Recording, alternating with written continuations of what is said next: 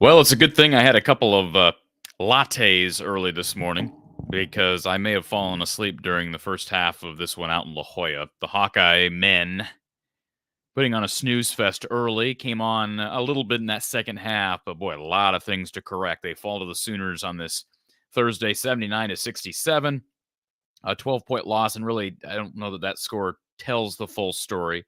OU was up most of that second half, anywhere from 15 to 22 points. And ultimately, Iowa was not able to overcome that deficit, even in spite of some really impressive play from some of the freshmen, including Brock Harding, Owen Freeman, and Price Sanford. This team's got some problems, friends. And, we were encouraged after what we saw against Creighton. I stand by what I said after that game, but I also stand by what I said, first couple of games of the season when I made the comment that, hey, I don't think this team is really that good right now. And I don't know that we can expect them to be that good right now. And I get there's reason to be positive. They got some young talent in there. I've voiced my concerns, and we can reiterate those concerns if we want to over the next half hour or so, or however long this show lasts. We can do that. But the bottom line is Iowa struggled offensively today. They struggled defensively, especially in that second half. Honestly, their defense wasn't good at any point in the game. Oklahoma just missed a lot of shots in the first half. But Iowa, for the game offensively, shot 35.9% from the field, including 17.4% from three. Reminiscent of what we saw in a couple of games late last year at Wisconsin, at Northwestern, when Iowa just could not shoot on the road. Now, that doesn't mean that they're not going to be able to shoot on the road moving forward. They shot pretty well against Creighton a week ago. So, not going to condemn them for that. But things to improve upon. The good news is, if you're looking to flush something, they got an opportunity to flush this thing tomorrow. They got an opportunity to flush it tomorrow. And if they can do that, then they got an opportunity to good win because they're going to play a good team. Whether it's Seton Hall or USC, this is a quality event they're playing in. It's not like the women's event in which, you feature a bunch of teams that are, sometimes players like Florida Gulf Coast or Delaware, for the most part, limited opportunity at high major wins. Iowa's got 2 guaranteed games against good Power 5 level teams with an opportunity to get a good win. Didn't come today. The Sooners moved to 5-0 in the season. This was their first test. We really didn't know what to expect from Oklahoma. They were so much more athletic than Iowa in almost every way possible. And that's going to be something that we're going to continue to talk about as the year goes on. I think the biggest surprise when you look at the stat sheet post-game is that Iowa actually won the rebounding battle handily, 44-35. That would surprise some. It would surprise me. Mainly because Iowa got 18 offensive rebounds to Oklahoma's 9. So that's a good sign if you look at the box score, especially for some of the young guys we talked about. The big guys inside like Laji and certainly, Owen Freeman is probably, we're going to get to my player of the game here in a little bit. I don't know how you go anywhere else other than Owen Freeman. He came off the bench and didn't play more than maybe play 15, 20 minutes. I don't have official box score yet. I'm looking at the unofficial box score. And Freeman came in, gave him 7 rebounds, including 3 offensive. And Tony Perkins also added 4 offensive rebounds. Tony struggled mightily. I got a lot to say about some of the play of the starting lineup. I'm going to try to be reasonable and not too harsh, but I also, this show's all about me being objective. I try to make myself objective, and people know I'm a big fan of Tony Perkins. I've had Tony's Uncle Frank on the show a number of times. I would consider him a good friend or acquaintance, whatever you want to call us. I just talked to Frank about a week ago, and I got a lot of respect for Frank and that family. But Tony would be the first to tell you he played very poorly this evening. I appreciate the fact that he brought energy in that second half. I think he was kind of boosted by what we saw from the freshman, what he saw from the freshman on the bench, and he was clear he cared. It's not like he didn't care out there. He's frustrated with his play. He was 1 for 10 from the field, 0 for 4 from 3. He even missed a couple free throws. Very strange for Tony Perkins. And had a couple of really bad turnovers as well. Bad turnovers. 2 turnovers, and they were both bad on the day. And, Desante Bowen's got to play better. 7 points, 1 assist, 2 turnovers. Got to play better. Got to play better. I don't know how else to say. You got to play better. He and Tony are probably their best athletes, notwithstanding Laji Dembele, who's a freshman. You're going to be able to rely on freshmen to send you home more often than not. So Tony Perkins and Desante Bowen have to play better. And again, I want to preface what I'm about to say by saying this is nothing personal, all right? And I'm trying not to overreact to this, but there are some nights where by the way, I've not looked at the chat, so I'm sure there's some back and forth in the chat. I've not looked at the chat yet. But I'll be quite honest, there are some nights where I don't know what Patrick McCaffrey gives you. I'll be quite frank. I don't know what he gives you. He's a senior. He's a 6'9" senior who was a 4-star out of high school. I don't know what he gives you on certain nights. Tonight, gives him 2 points on 1 of 7 shooting, 3 rebounds, no assists, no steals, no blocks, and a turnover. There's your senior. That's your senior leader, folks.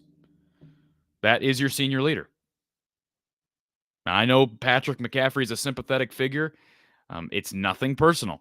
I understand why he is, and he's, done a lot of great things in the realm of cancer awareness at Iowa, and obviously a cancer survivor himself. I think it's fantastic. From a basketball standpoint, there are nights where I don't know why he's on the floor or what he gives you when he's on the floor, because he's not giving you defense. He's not giving you 3-point shooting, and sometimes he makes threes.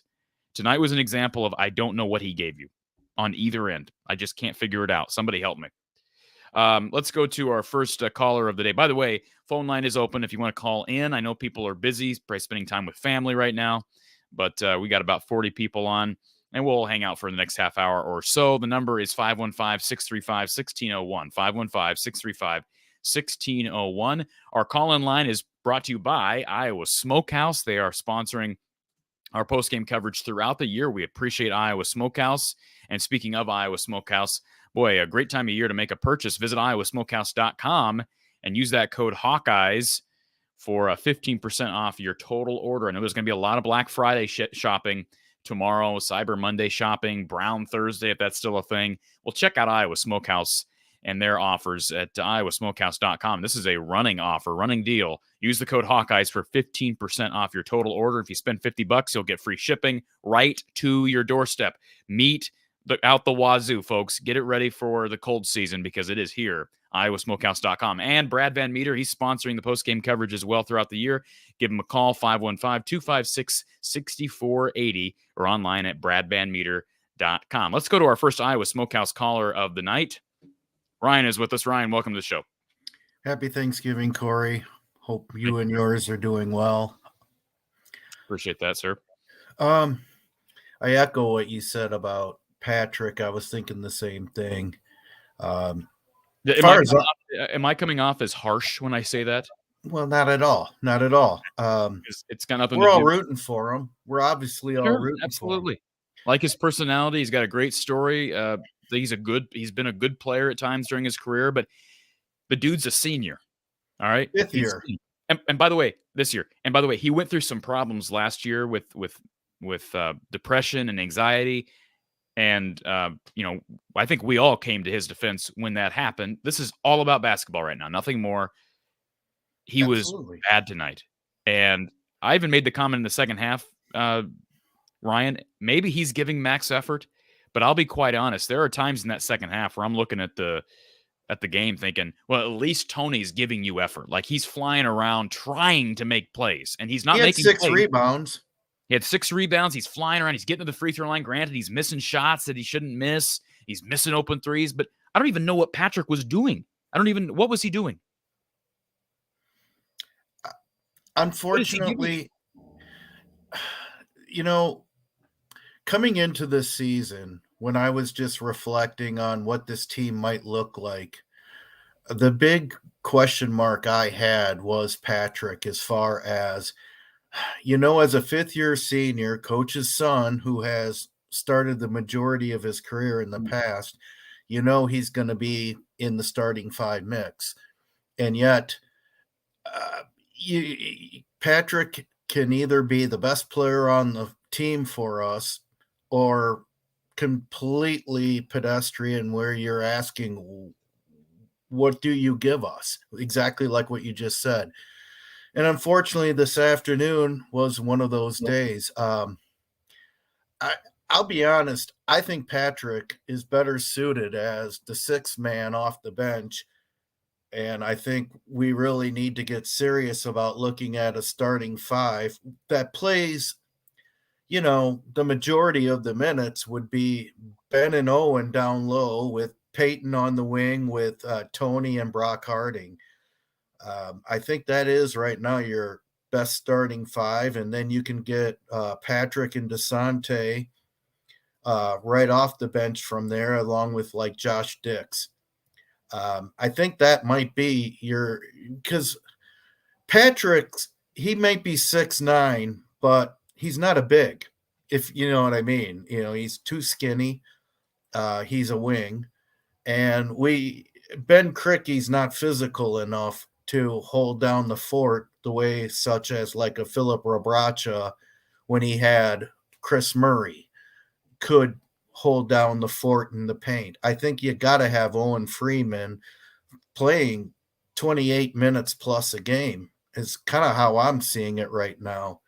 And, we talked about it with the women's game against K-State, but I mentioned the men tend to do this too, where you got to identify earlier in the game that the 3-point basket is just not working, and you got to run plays to get easy 2s and hopefully get fouled and get an and 1.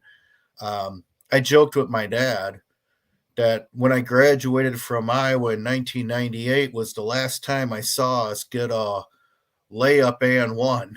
Of course, we got one maybe 2 minutes after I said that, but it just feels like forever since we really have been able to do that. You know why? Because Iowa looked soft tonight. They're very soft. There's too many games where Iowa is so soft. I'm trying to be nice here, right? There's so many games where Iowa is so soft. First 5 minutes of this game today, Ryan, I'm watching this and I'm like, man, and I even tweeted it out. I'm like, wow, Oklahoma is exponentially more athletic than this Iowa team.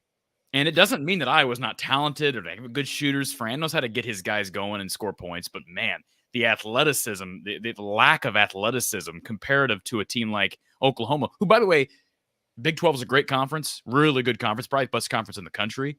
They're still projected to finish lower quarter of the conference. Now, maybe they'll exceed that. They look pretty good today. Mm-hmm. But, I mean, it wasn't even close. The athleticism conversation wasn't even close.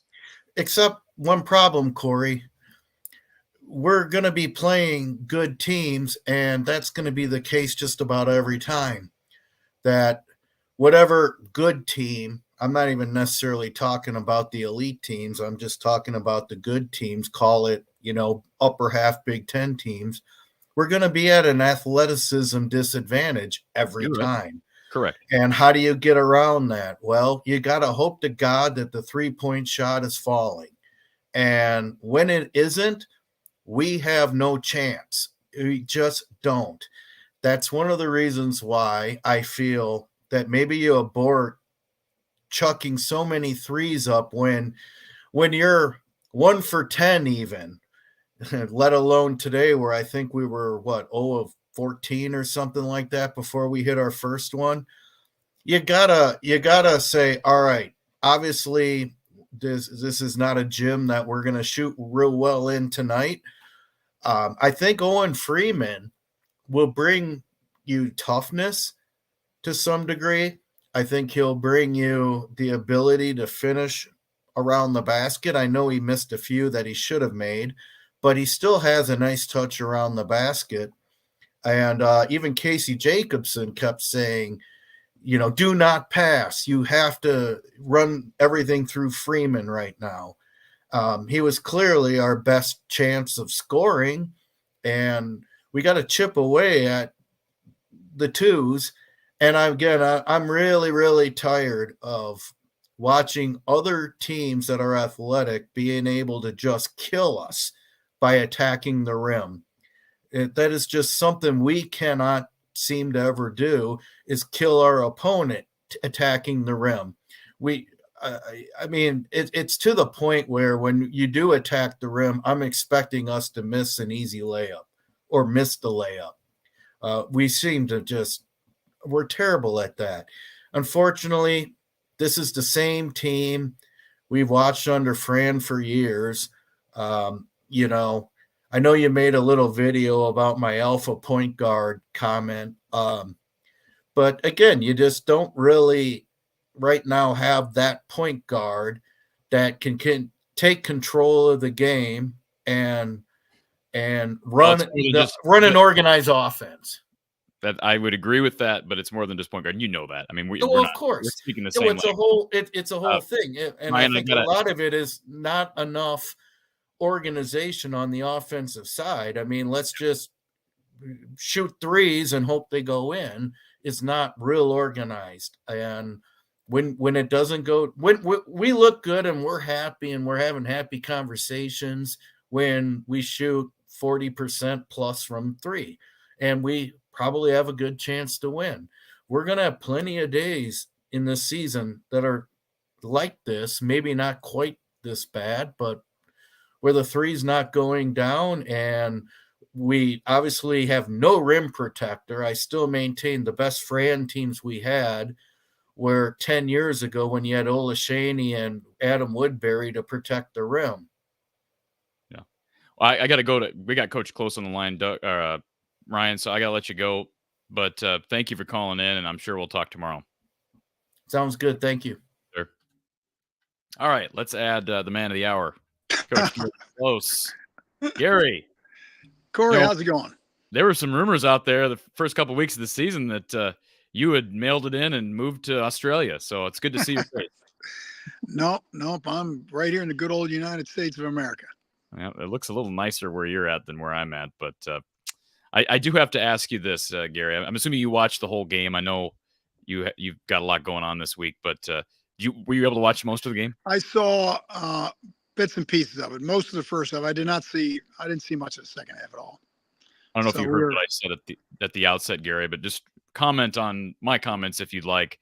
And I, one game, I get it, frustration, but I will say this. I said this at the outset. There are games where I don't know what Patrick McCaffrey is giving you. I don't know what he's giving you because he comes out there today, and I'm not trying to rip the coach's son.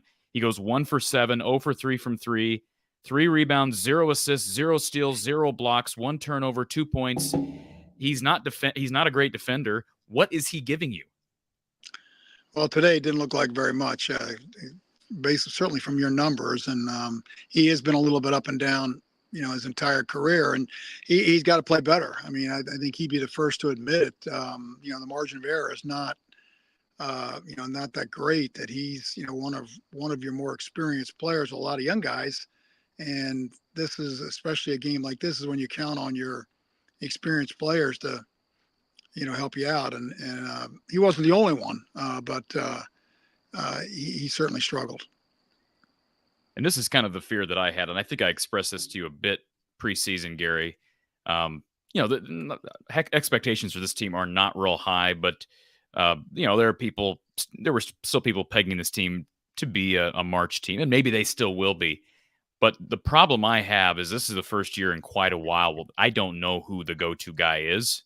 And I know people were pegging Peyton Sandfort, and he was He was being thrown up on some preseason award watch lists, and maybe he'll be that guy.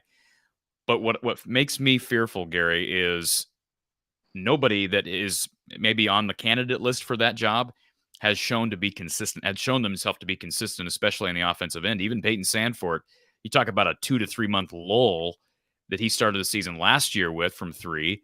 He scored 12 tonight, but was not great and struggled against Creighton on the road.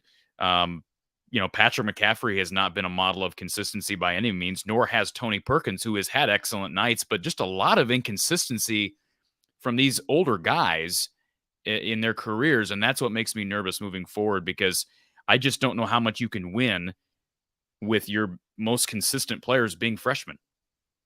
No, it's difficult. It's real difficult. And that's where those older guys, as you watch them develop, you hopefully they develop into something like that. And until they do, the jury's out. And I think the jury's out with all three of those guys. They're talented. They've shown bits and pieces, spurts, and but it's going to have to be on a more consistent basis. And this is it's early in the year, and it's a team that's got a lot of new parts that are trying to mesh, and so it may take a little while. And Oklahoma played very well. So I don't, I think it's one loss. We'll see how they rebound tomorrow. But I think not as much today, but I thought in the Creighton game, they showed flashes of, I think, chance to be a pretty solid team, and they're not there yet. Which of the freshmen have impressed you the most? I'm assuming you're going to say Owen Freeman. He's probably been at the top of my list, but I've been impressed with Logi at moments. Certainly Brock Harding stepped up today and made a couple of threes. Who's impressed you? Yeah, I would say Freeman probably just, and like I said, I haven't watched him as extensively as I have in the past, but I saw a good portion of the Creighton game and watched the first half of this one. And I think the freshman class has got a chance to be a good class. They're young, and so you got to kind of live with that. And I know, it looks like he's going to try to play him and try to get some development out of him, and that's what the non-conference season is all about. So, we'll see how they develop, but I think there is some potential there. I'm curious to get your take on Ben Krikke, because you mentioned the Creighton game. Ben kind of put on a show from the mid-range, which is kind of a lost art in basketball nowadays. And he struggled today a bit from mid-range. That's a tough shot to hit consistently. He was still 4 of 9, 3 of 3 from the free throw line, had 11 points, was in double figures. He's Iowa's leading scorer on the season thus far. Just based on what you have experienced as a coach, how hard is it going to be for him to, is that, you anticipate that something that coaches are just going to be able to start scouting once they see that on tape, force him to either shoot from three or be more effective around the rim, because he's made a living from the mid-range thus far? Yeah, and I'm sure, but that's all a part of the game. He's he gets some inside baskets from time to time, and he looks like he's a pretty decent 3-point shooter. He hasn't shot a lot of them, but I think so far he's looked good, and it's a very small sample size. We've got to wait and see some more games. He may come out and knock 4 threes down in a game, or be more dominant inside. So he's a good pickup. It's a crapshoot when you bring guys in, off the transfer portal, and he appears to be a pretty good get. Iowa basketball fans, Gary, of course, a lot of fans are really into Iowa women's basketball, and for good reason. But we've seen some similarities in philosophy between Lisa Bluter and Fran McCaffrey over the years, and there's some stark differences. One of the differences that I've seen, that I've noticed so far, less than a month into the season, with these two programs, is Lisa's willingness to really move the starting lineup around. And I know you've said in this very show that you think it's more important how many minutes a guy's getting rather than whether he's starting or not. Lisa's mixed it up a lot. I mean, we're talking 3 or 4 different combinations. With the struggles that we saw tonight, and you could say this wasn't the first night of the struggles from the older guys, at what point do you say, I mean, how long do you have to wait till you say, hey, Owen is probably one of our 5 best players. He's got to be on the floor to start? Well, I'm not around for practice, and like I said, I haven't seen a lot of them on television. But when he shows to be one of the top 5 players, I think they'll move him into the lineup. I think with freshmen, you'd like to bring him along a little bit slow, just not to put a lot of heat on right from the get-go. But It's a competitive situation. And if he continues to play better than the guys that are playing in front of him, then I wouldn't be surprised if they make a move. But you've also got guys that, like you said, have got some experience, and you don't want to, you start yanking people, and then you start losing confidence, and so it's a fine line to follow there. But it's early yet. I think that's what I'd say. It's early. I think you gotta take the whole spectrum of what's going on before you make a whole lot of rash decisions. I feel like I ask you this question every year, Gary. How much is lack of athleticism a concern for you with this team? Well, it's always a concern. I think there are other teams in this league that might lack it as well, and that's where you've got to play smart. Like the previous caller said, they're going to have to hit threes. If they don't hit threes, they're going to probably struggle to win. I thought with their threes tonight, I thought a lot of them are a little bit quick, and the best threes usually come when you touch the post or you drive and kick. You get penetration, and then you bring the ball out and then bring it across. They had a lot of threes off screens in the break. Now they can make those, but they're the toughest threes to make. And I thought they shot a lot of those. Now your confidence is not as high, and so they shot a very poor percentage from three, and to offset a lack of or advantage of athleticism, they've got to make some threes. And that'll open things up. And when they don't, then teams can just pack it in even more, and then it gets to be a problem scoring. 4 of 23 from three today, and 3 of those 4 makes came late.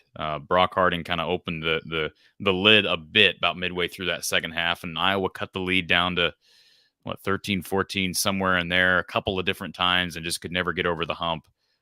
The one stat that did surprise me, Gary, was Iowa actually won on rebounding, 44-35, with doubled the Sooners up in offensive boards, 18-9. I don't know if that's a result of, but that surprised me a little bit, given how stark I thought the difference was with athleticism between these two teams. Yeah, I saw Peyton Sandford get absolutely posterized. I mean, one of the filthiest posters I've seen in a long time. And then you have Logi getting posterized late in the game. That's an athletic Sooner group, and yeah. I think one of the reasons for the rebounding was obviously they missed a lot of shots, but Oklahoma was very effective scoring inside. I don't know what the points in the paint total was, but I bet you that was more than the difference in the game. And those are higher percentage shots, and so their opportunities to get offensive rebounds aren't as great because I think they shot. From 2, they didn't shoot well from 3 either, but I think from 2, they were well over 50%. That was probably the difference in the game. But their dribble penetration, their post ups, they got some higher percentage shots when their threes weren't falling, and I think that contributed to Iowa getting more rebounds because they missed more shots and did a good job of chasing some misses down. 46 points in the paint for Oklahoma today, just 34 for Iowa. Oklahoma didn't shoot well from 3 either. 4 of 20. No. Shot 20% from behind the arc, and they missed a lot of. That's the scary thing, Gary. I tweeted that out at halftime. They missed a lot of open shots in that first half, and I felt like Iowa had to go zone because they were not able to match up with that team's athleticism off the dribbles. Right. Go zone. Right. If people can make threes, you tip your cap, right? But thankfully for Iowa's sake, they were in the game at halftime because of a lot of missed threes. But unfortunately, Iowa missed just as many, if not more. Yep. And the one thing I look at here, Gary, is I'm looking at the official box score. I think this is Iowa's not sent out an official box score, but this is the Rady's Children's Invitational website. They've got the box score up here, and 14 turnovers. Fran has done an exceptional job of playing fast and not turning the ball over. They're not going to be able to win with the defense that we know they're going to lack at times, and the athleticism that they're going to lack at times. Even if you out-rebound an opponent, you can't turn the ball over 14 times and expect to win. No, and that's very unusual for them. And I think that's part, new bodies, new chemistry, getting to play one another. You fall behind, you try to force things. And the guard play was not good. I think Tony struggled. DeSante Bowen struggled. Their guard play wasn't strong. And that's usually a result. The turnovers amount a little bit when that's the case. They had some turnovers that you don't see them make, where they just throwing the ball out of bounds, and So it was, from that standpoint, it was a struggle. And credit to Porter Moser and that Oklahoma staff. They got their guys back, and defensively, they were really good and kept Iowa from getting out in transition. Just 5. That's another reason why they didn't have a lot of offensive rebounds. They Yeah. made an emphasis on getting back. So, Yeah. well, Corey, I got to go carve the turkey. All right, Gary. I wanted to say happy Thanksgiving to all the Hawkeye fans out there, and it's early. We still got a lot of basketball ahead of us. We'll talk to you soon, Gary. Travel safely. You bet. Thanks. Thank you, sir. All right, Gary Close, former Iowa men's basketball assistant coach Gary Close with us. Appreciate him jumping on. He'll be with us throughout the year, so stay tuned for more from Gary. And yes, I mentioned this earlier, but our RTI Threads player of the game, I don't know how you go anywhere else. Owen Freeman, 13 points, 7 boards. The Moline, Illinois native, high school standout. Him and Brock Harding have some serious chemistry, and those guys are going to be really good. I like this freshman class in general. And Lodgy wasn't great. Lodgy Dembele tonight was not great. He airballed his only 3-point attempt. I think that puts you sideways. It was his only field goal attempt. The one thing I would challenge Ryan on earlier, he brought up, not having a rim protector. I think Lodgy Dembele could be that rim protector. He's as athletic of a forward as we've seen since at least Tyler Cook. And Tyler was not a great rim protector because he wasn't a natural defender, I didn't think. And, could he have been coached up at Iowa to be a better defender? Sure, but it is Iowa, and that's not the emphasis that's placed with this team. So RTI Threads player of the game, Owen Freeman, with 13 points today, 7 rebounds for Owen. Again, 7 rebounds, 13 points for Owen Freeman. He is our RTI Threads player of the game. And a reminder, if you haven't heard me talk about RTI Threads, they are doing great business with a bunch of Iowa athletes, including a bunch of guys on the football team. And they're moving into some different sports, different directions as well. Shop RTI Threads at rtithreads.com. You can see merch and apparel lines from Aaron Graves, Carson Shire, Zach Lutmer, freshman Aiden Hall, who's going to be a star soon in that linebacker room. And, of course, a fan favorite, Cooper DeJean. You can visit his official line at cd3lacesup.com. Best wishes to Cooper as he recovers from a serious leg injury. cd3lacesup.com. Shop RTI Threads and Cooper DeJean's official apparel. Let's go back to our Iowa Smokehouse call-in line. We will now go to Tony. Tony, welcome to the show, Tony. How you doing? Doing okay. I was not real happy during the game. I mean, it was not a real enjoyable game to watch. And I don't think Fran was real happy. Matt Gatens didn't seem real happy. I love how animated Matt has become. Like, Matt is really at the forefront. Maybe it's because he's the youngest of the three, but like he is right there, front and center. And I think he's going to be a really good coach someday, a really good head coach somewhere someday, whether it be at Iowa or somewhere else. But you've heard me. I don't need to sound off anymore. You go ahead, Tony. I mean, you've heard me sound off about Patrick and about, a lot about Patrick. I'm disappointed in Patrick today. And all the starters. I just, got to bring the energy, and they're not leading by example right now, in my opinion. I'm going to take a sentence here real quick. It says, supports healthy mood, outlook, and wellness. Look at Tony giving a little plug for Ascent Nutrition, one of our other loyal sponsors. So then I had to crack a beer too. So support your wellness in a couple of different ways, Tony. That was the saffron extract, wasn't it? Yeah, the saffron. Yeah. Good for you. Good for you. First of all, I wanted to say, I told you, I started doing like ride share here up in Sioux Falls. I did actually meet some unicorns, Nebraska men's basketball fans. They do exist. I gave them a ride from, there's a game up here at the Sioux Falls that Nebraska played Oregon State, and then I had to give them a ride to the bar to watch Nebraska play Wisconsin, because that was an earlier game. It was a Saturday game. And then they asked if I actually had the Iowa game on. I'm like, I do. And fortunately for them, they got to listen to the good part for them. But once they got to the bar, they saw the bad part when Iowa ultimately beat Illinois this Saturday. So it was good for them while I was transporting them, but bad ending for them in the end. Yeah, there are some that exist. There are some that exist. They're unicorns, but they do exist. I know, some people make the comments about, comparing Iowa football and basketball. One thing I will say with Fran is he actually did change up some defenses today and tried a few new things. Just nothing would stick. He tried the zone. Go ahead. No, go ahead. Yeah, go ahead. He does that every game, Doug. He does. That's part of the problem. Yeah. Part of the problem is they don't have a go-to defense. And the only way that Iowa knows how to play defense under Fran is by constantly switching up what they're doing and trying to create turnovers with full court press.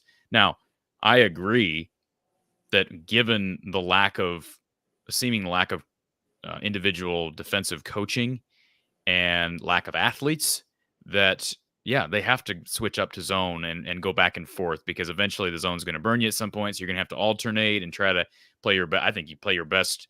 Simple thing is to play your best athletes when you want to go man-to-man. But I don't know how they defend man-to-man against a lot of teams with quicker guard play. I mean, was it as stark and astonishing, the athletic difference to you, as it was to me? Yes. I mean, it's just like, holy. It was the first possession. It didn't even take one. It took one possession. You guys it's like these guys are men. I mean, believe me, I want Iowa to win as much as anybody else. I saw that poster on Peyton, and I almost got out of my seat and went to the bathroom. It was so bad. It was like, holy cannoli. I don't know that I've seen anything so nasty at the college level. I mean, that is a nasty stuff. And hey, that deserves a poster, because that was sick. All right. And Iowa doesn't. Who on Iowa's team is going to posterize anybody? Not that that's what it's all about, but just an example of the athleticism and the lack thereof. Maybe Laji. Maybe. Maybe. No, I'm just trying. You asked a question. I was just answering it. I'm not saying I just maybe Laji. Maybe. Yeah. Maybe. And that's a maybe. Like I said, it's a maybe. Do you take much into comparative results in college basketball? I try, I like to do that, but I realized how faulty the reasoning is, and that transitive property thing. I mean, what are you going to give me this time? Did Iowa beat somebody that beat someone else? Well, do you see Creighton's result today? I no. What happened? Creighton lost by 21 to Colorado State. They scored 48, Corey, in the whole game. Huh, that's strange, because they dominated yesterday. I think it was 69-48 was the total. Ooh. Well, Colorado State's a good program. They are. No, they're yeah. I'm not saying Colorado State's a slouch, but we're talking about Creighton. We're not talking about I thought you were going to give me good news. That's not good. I'm sorry. No. It's not. I'm not trying to. I wasn't trying to sugarcoat it or anything like that. Yeah, and the problem is we haven't seen Creighton tested other than Iowa. Yeah. Until today. I mean, they played Loyola yesterday and won by 23, but without Porter Moser, Loyola has not been the same team since. And Colorado State's a good program. I mean, that's a good conference, but they didn't have any wins coming in. They beat Boston College yesterday. But, boy, you're right, 69-48. So what happened there? How in the world how does that team, it's got 3 potential All-Americans and 4 potential All-Big East players, lose by 21 to Colorado State? I mean, Shireman here's how. Shireman went 4 of 17. Kalkbrenner went, he was 6 of 10. He needs to get more touches. 6 of 10, 7 boards, 12 rebounds, or 7 boards, 12 points. Alexander went 1 for 16, 0 of 5 from 3. Now, there's your answer. When Shireman and Alexander literally combine, what are those numbers? 3 for 23. That's basically Iowa's 3-point shooting with those 2 guys from the field. Yeah, I wasn't trying to turn it into a show about them, but I was just saying, No, I'm glad you did. I'm glad you brought that up, because that's again, I thought Creighton looked the part in that game, but it's so early in the year to say, oh, they looked the part. They're definitely a top 10 team. You know what I'm talking about, right? It's like when Iowa beat Indiana football in 2021. Remember that game? And it would have been 20. No, I'm getting my years confused. 2021. Indiana was coming off the COVID year where they were pretty darn good, actually. And they end up playing Indiana and killing them, and it looked like, hey, it's the top 20. Indiana went like 3-9 that year. I mean, that's not good. So, anyways, did you bite the bullet, like I will unfortunately admit, and pay the $30 for Flow Hoops? Is it 30 for the month? $29.99. I'm just reporting the news here again. I'm not. Even even I heard your child in the background. Even your child knows how obscene that is. $30? I thought it was 20. I heard it was 20. $29.99. I think it was 30 on that. Yeah, what I paid, 30, whatever it was plus tax. It was like 31.29 or whatever plus tax. I like college basketball, so I'm going to find another game or two. Yeah, but you do realize how ridiculous that is, right? Oh, it is. I'm not disputing that. I just asked you if you did. That's all. I haven't. Well, I was going to, and I kind of have to because I've got these shows to do. How else do I get? Unless I get a quick flight out to Florida, I've got to. So yeah. You don't have a private jet sponsored or anything? Yeah, we're working on that with a league.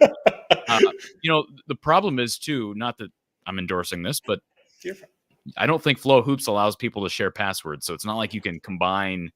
You can't combine deals or subscriptions. I can't even get my words out. You can't combine subscriptions. It's one person per. Well, I believe what I saw was one person per Wi-Fi network. So we have to get a shared VPN network. You set that up, and I'll throw it up on the community board for our members, Tony. Are you going to do anything after that tonight or not? Was your plan? I'm just asking the question. Say that one more time for me. Were you going to do anything after that game tonight or not? Am I going to do anything after that game? The women's game. We were talking about the women's game because we were talking about the Flow Hoops and the women's game, and you're not going to do anything after. They play tonight, don't they? No, they don't. It's Friday, Saturday, Sunday? Yes. Okay. Then I looked at it. She just wants to say hi. Yeah, they don't play tonight, Tony. They play. They play. Then it's Friday, Saturday, Sunday. Okay. Yeah, they play Purdue Fort Wayne tomorrow. Okay, gotcha. Yeah, because it was the schedule conflict with the men starting at 5 and then at 6:30 tomorrow. Correct. So, okay. Yep. Sounds good. Well, thanks for your time. I'm assuming you got anything else to say about the game? Well, I don't want to keep you too long. I mean, what's there to say? Like to me, I mean, I took some time away from the chat because I was just frustrated, and it was like, what can you do? Like you shoot one for whatever it was, and you can't hit the broadside of the barn. It's just one of those days. Did we deserve to lose? 100%. 100%. Did we deserve to lose? Were we the worst team? 100%. It should have been a little more respectable. I wish there was. I want to say something to you that I would think by tomorrow the starting lineup might change. This would be a good time to do. I hope. I mean, it seems. I don't think it will. It probably will not, but I'm saying I hope. Yeah. I hope that it does. In the early score too, USC is up by 2 on Seton Hall, and Iowa State is down 3 against VCU. Just so you're aware, and you know this, Iowa is going to be the underdog against either Seton Hall or USC. Doesn't matter who wins or loses that game. Iowa will be. I could see them being a slight favorite against Seton Hall. Slight, like maybe a half a point or a point. USC, no. I don't see them being the favorite. But against Seton Hall, I could see them being a favorite. Tony, I saw you and Dom going at it in the chat. We did. Oh, and that's why I took the step away. That's why I gave my little saffron. I was like, okay. And I will say to Dom, like, we did get into it and we did say, Arizona. And Arizona is my second favorite team. If I had to choose a second favorite team, and he said that was his favorite team as well, it's just frustrating. Lemansky did say something in the chat I just saw, and I wanted to see if you had a take on this. Did you see the Angel Reese drama? the latest. I don't know what the latest I is. mean, just like anything within the last week or two. No, but apparently there's more LSU women's basketball fans trolling the chat. So no, just go ahead. I'm not even gonna block. Listen, I'm not gonna block them this time because it's so insane that these women's basketball fans are finding their way over to an Iowa show, a men's basketball Iowa show. I think it's hilarious. Do you? I think you follow because I think you posted some of his stuff. Have you seen?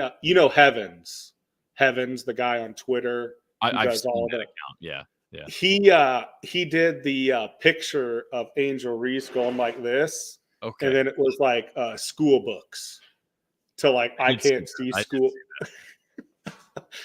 I mean, maybe a little bit harsh, but it could be true. If the rumors out there are true, there could be some. Well, she has struggled with grades in the past, right? We that's fair because that is why I believe she left Maryland, from what I understand. And then the rumors, of course, are she had a 1.8 for a GPA, and I don't know if that was during the spring semester or the fall semester or whatever. But see, at some point, to me, isn't that just effort? On her part, you're talking about Angel I'm not Reese's saying part? that some people don't have disabilities, and they're people. Some people are just slow to pick things up. But to be that bad in college, isn't that usually a strong indication of just lack of effort or lack of attention? I don't mean to cast aspersions on someone I don't know personally, but boy, that's really disturbing, and especially when Kim Mulkey's making a move to suspend you.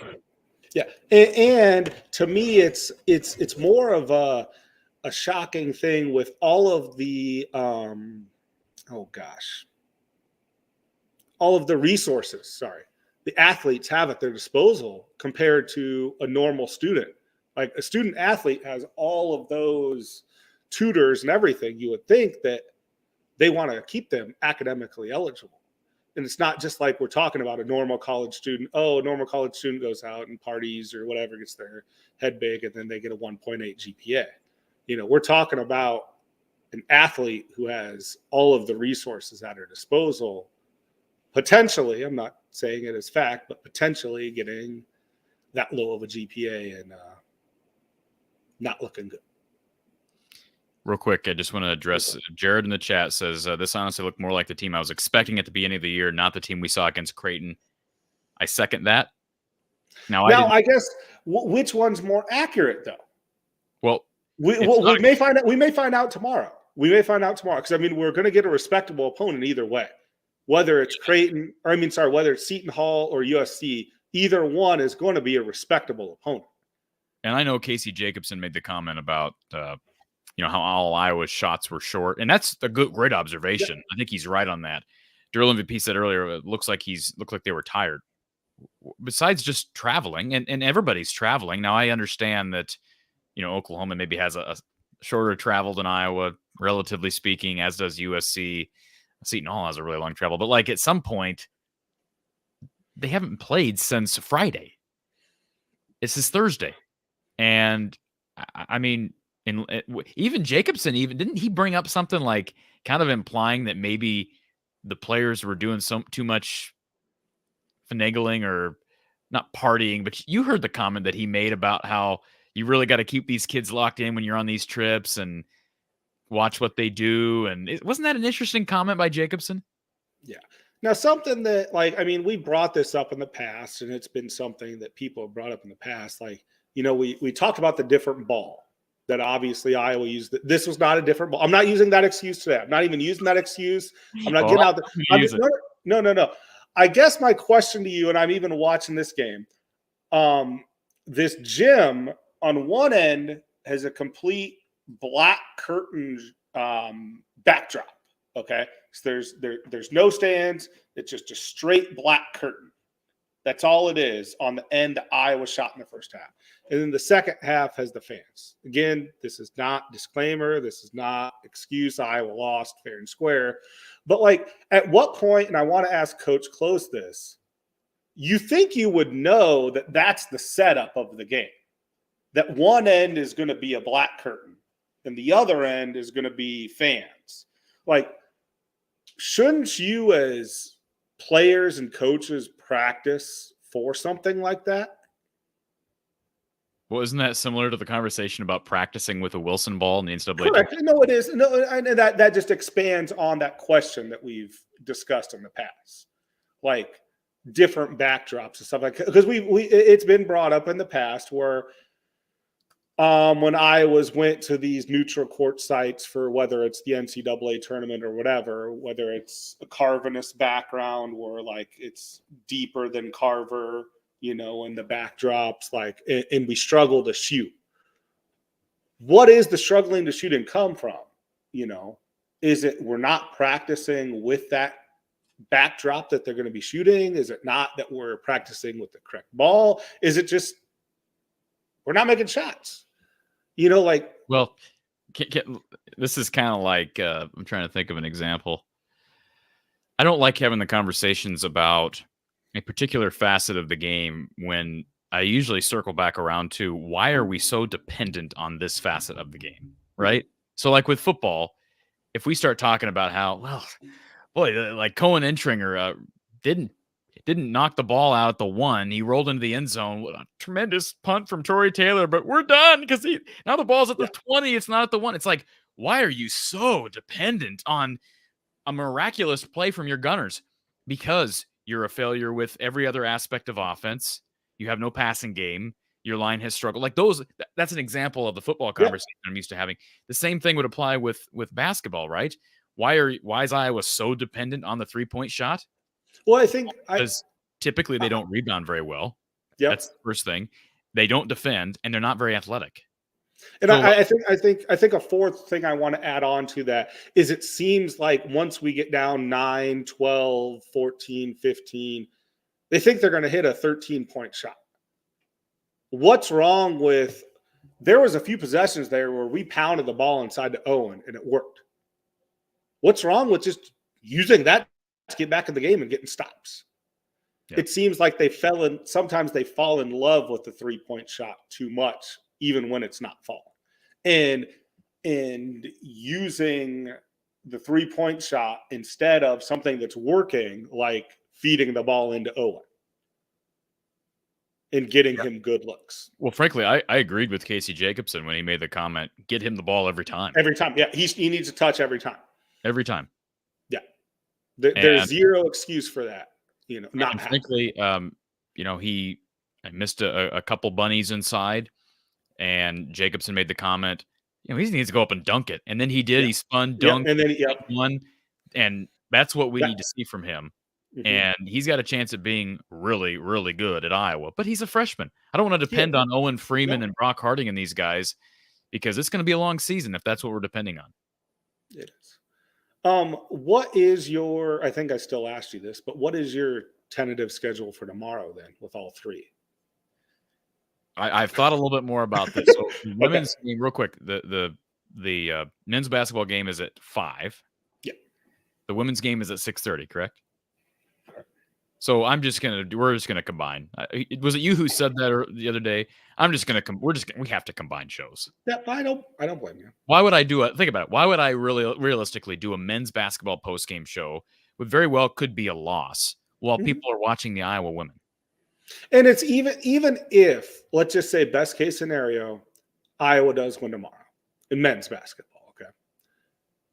How high are really fans going to be after today's performance? One performance like today and then the performance tomorrow isn't going to like skyrocket everyone's expectation up of Iowa men's basketball. They're not going to be super excited after that game. They're like, you know, oh, I want to get on and talk about Iowa men's basketball. They just beat whoever it is between USC and Seton Hall, like after they got boat raced by Oklahoma. You know, no one's going to be super high on it no matter what happens. Right. So I get it. So then you've got the early post-game show at the football, and then, I guess that'd probably be like 9 o'clock-ish. If it's a 6:30 tip for the women's. Probably 8:30 to 9, somewhere in there. Yep. And I tried to ask, where in the world is Carmen Coach Close? I believe he's Well, I don't know if he's back in Wisconsin or if he's still in South Carolina. I guess I didn't ask him. I just know he had plans with family, and Gotcha. so I appreciate him jumping on for a few minutes because I did not expect him to. But Now I like seeing his face. So, are we going to see him tomorrow, possibly, or is that still up in the air?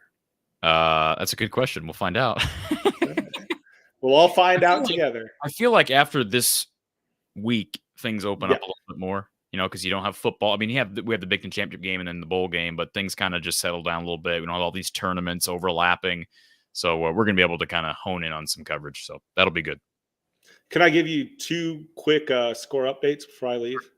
Sure. Arizona is up by 3 over Michigan State with a minute and a half to go, and Iowa State is now down 11 against VCU with 5 minutes left in the first half. Can I just say something else, Tony, real quick that you're not going to care about? But this is the smallest crowd I've had for a post-game show since I think probably spring baseball. And I know is it Thanksgiving? Yeah, absolutely. No, I'm just saying, like, the fact of the matter is popularity with the women's. I guarantee you, if this was a women's game, there'd be a lot more people. I mean, look, I get it. I'm one of the biggest diehard men's basketball fans out there, and I still even paid $30 to see the women play 3 games. I know. So, anyways, last question, and I think we got Doug on the phone line waiting. Let's see here. Drill MVP wants to know the plus minus for Patrick. I tried to look that up. He posted that in the chat. And I tried to, let me see if I can get it real quick. If I hit refresh, no, Ken Palm doesn't have it. And let's see if the men's, women, nope.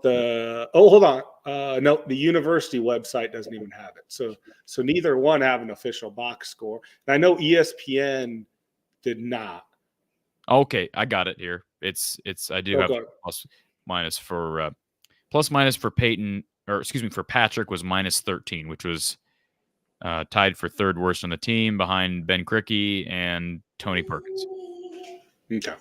And then I will just answer this because Darrell asked me, what are my thoughts on Purdue? My best friend is placing a rather large wager on Purdue to win the Big Ten Conference at plus, not minus, plus 150.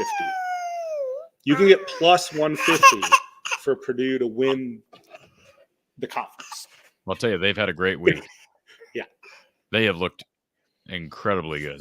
So, I will say I think Purdue wins the conference going away by 3+ games. Yeah. Yeah, you're probably right. So I'll let you get to Doug. Hopefully he's enjoying the nice tropical weather down there. So absolutely. I'm jealous. So thank you, Tony. Appreciate the call, thank sir. You. All right, a couple questions in the chat before we get to Tony, who I think is Tony in our Iowa Smokehouse call-in line. Sam says, are you headed to Lincoln? I am not. I've been going back and forth. I suppose if somebody threw me some late tickets or I got a late deal on some tickets tonight, maybe I'd run down there, but that is not in the plans right now, Sam. But I am a spur-of-the-moment type of person. Did not know I was going to Madison until the day of, so you never know. Kyle says, reminded me of the TCU game last year. And ironically enough, Kyle, as you know, that was a neutral site game in that late November tournament week as well last year, and it was the opening game of that 2-day tournament. So let's hope that doesn't carry over to tomorrow. Tyrone, it's a McCaffrey team. Panic and crap their shorts against decent competition. Don't worry, they'll make all those open shots against nobodies. Tyrone not real positive right now. Drill MVP says, who do you want to play tomorrow, Seton Hall or USC? Boy, I don't know. I know USC lost to, who did they lose to? Lost to somebody they shouldn't have, and I think Seton Hall projected to be a decent team again in the Big East, but I think either one of these teams is going to be a tough one and a potential for a good win. If you're Iowa, you got to flush this game today and get back out there because I got an opportunity tomorrow. Lemansky says, are we missing the court leadership of Connor directing the ball where it should go and when? Maybe a little bit. I know this is going to sound harsh, but there are times where I'm just like, I kind of want certain people to move on. I was ready for Connor to move on. I was ready for Jordan Bohannon to move on. Not that appreciation for what those guys gave to this program. I'm kind of at that point with Patrick. Like after this year, I'm like, okay, thank you for what you've done. But I'm as a fan, as a spectator, I'm ready to move on to the next generation. So maybe the team is missing that a little bit, but I didn't think that was the substance of the problem today.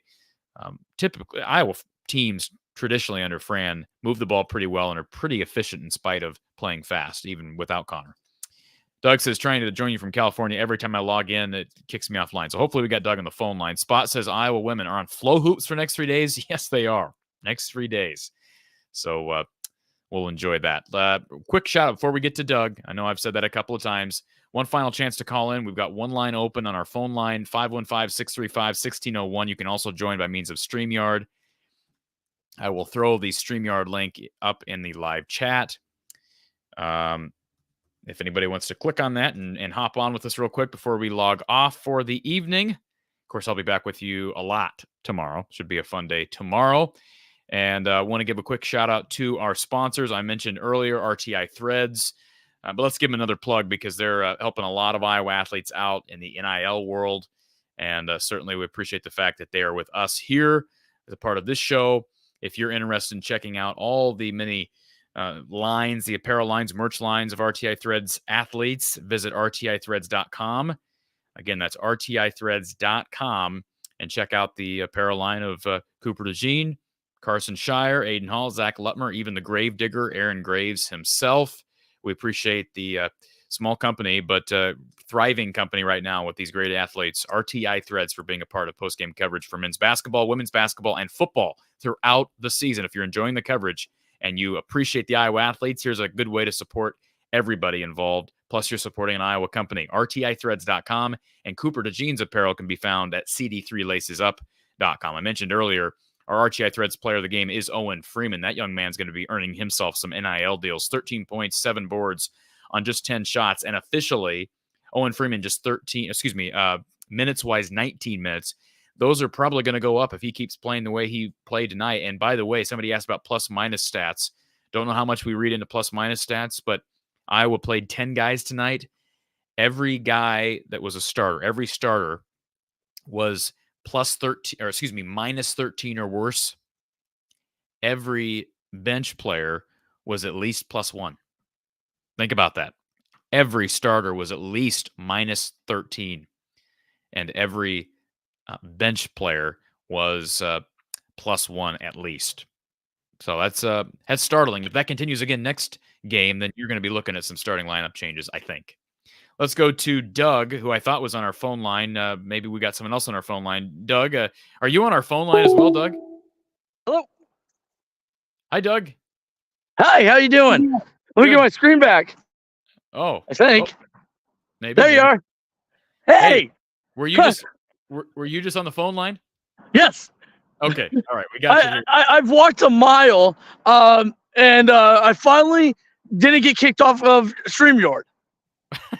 So, yeah, I am in California. For you. Yeah.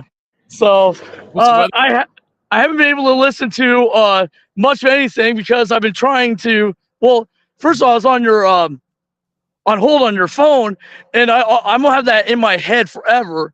And it just popped up that I had a full internet, so I might just need to stand here for a while if I want to stream with you. So, what's the weather like in La Jolla? It's 68, 69. I mean, I'm wearing shorts and stuff. I got my Storm shirt on. Awesome. Yep. You know, actually, I'm sweating right now because I've walked a mile. I was at the ocean. I wanted to show our guys the ocean.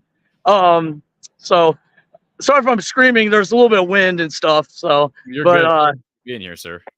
Yeah, I was joking about Allegiant coming down here.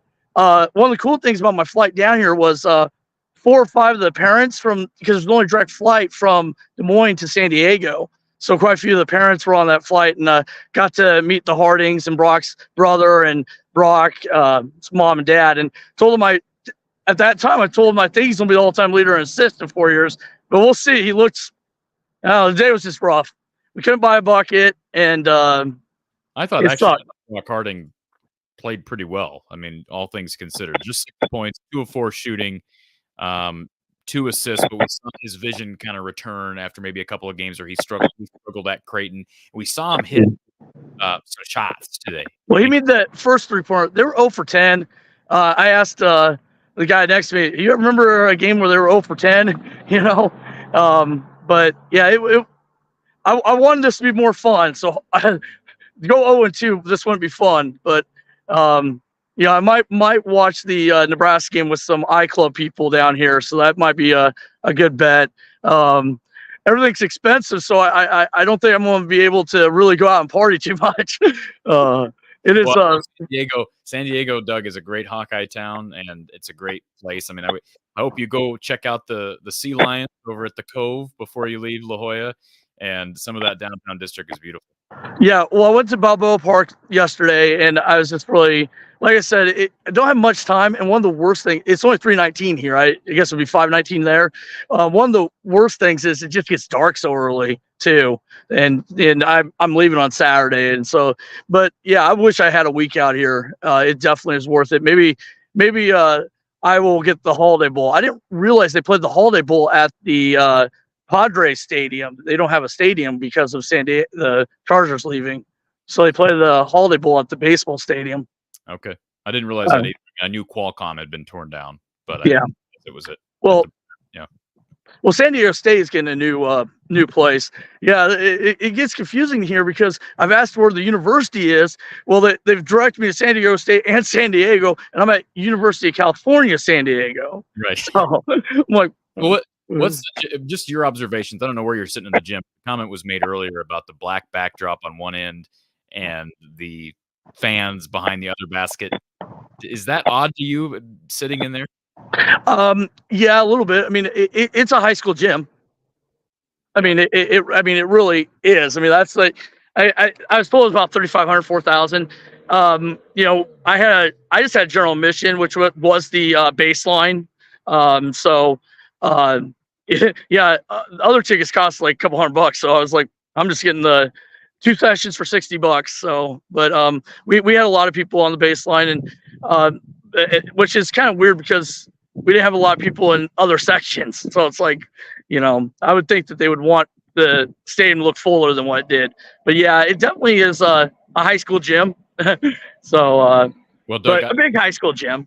I mean, I can assure you, I am, despite the loss, in spite of the loss today and the play from our Hawks, I am jealous of the fact that you're in La Jolla. So you can take that to. Well, that's one thing I wanted to make somebody jealous. Now, I hope everyone can come down to one of these. This is better than last year. I took my sister and her kids and all that down to the Gulf Coast. This tournament is so much better. Just ran the staff. It's. I mean, the both are crappy small arenas, but that was a junior college last year. But this one is just they have a kids zone. They have a lot more stuff, and other than the prices, and not having Busch Light, there's us Iowans, but it's pretty pricey. But like I said, it's a good experience, and I don't usually go to the bowl games, so this is one of the things I do. But so I'm hoping that tomorrow's a victory, and I hope a victory in the women's game and the other couple games too, the Nebraska game. But yeah, are you surprised that the third place game isn't the third place game also on Fox tomorrow? Yeah. What I'm figuring is that Iowa's probably the most popular team, or not. Oklahoma probably, I don't know, but they didn't want to mess with the football game overlap, and so they didn't want to overlap the football game. So they're putting us later, and that way they guarantee us to be at 5:00 and not go, because you might be done with your show by then. It'll be 3:00. Okay, well, the game. I've got to be done with the show by then. Yeah. Well, the show by then, Doug. So. Oh, I meant like tomorrow's tomorrow's game is an 11:00 kickoff there, right? For 11:00 kick, so I'll probably be live by 2:30. Wrap things up by 5. Jump on basketball, watch men and women, then we'll jump on for a combined post game after that. Yeah, your football shows are a lot longer than this, but yeah, I was on hold for about 20 minutes, and I'm like, I finally got the StreamYard to work. I'm like, it was funny because I kept on. I don't know if you were noticing, I kept on getting on it, and then it would kick me off, and then I got on it and it kicked me off. I'm like, I don't know what I'm doing wrong, but No, I just want to wish everyone a happy Thanksgiving. My family back in Iowa. Thank you for letting me come out. I think that they wanted to send me out here because they didn't want to deal with me. They didn't want Uncle Doug around for Thanksgiving. Yeah, just hoping For the warm weather, Doug. Yeah, well, and it helps with my mood disorder and those things. I'm feeling a lot better, but losing just sucks. We have to win tomorrow. We don't have to, but just for resume reasons, Seton Hall, I think so we probably will get. And I don't know. It would be bad if we lose to every power team that we play in basketball in the non-conference. I mean, like I said, I think we'll get all the gimmies. We won't have an Eastern Illinois again, but you need to win one of these because we only have 4 non-conference games against Power 5 teams. So, did you hear that Creighton lost by 21 to Colorado State? Really, isn't that the Drake old coaches there? That Medved? You know what I'm talking about? You might be right. And Colorado State's a good program. Don't get me wrong, but Stacy was there for a while. To lose by 21 as a top 10 team is not a great sign. They put up 48 points against the Rams. Yeah.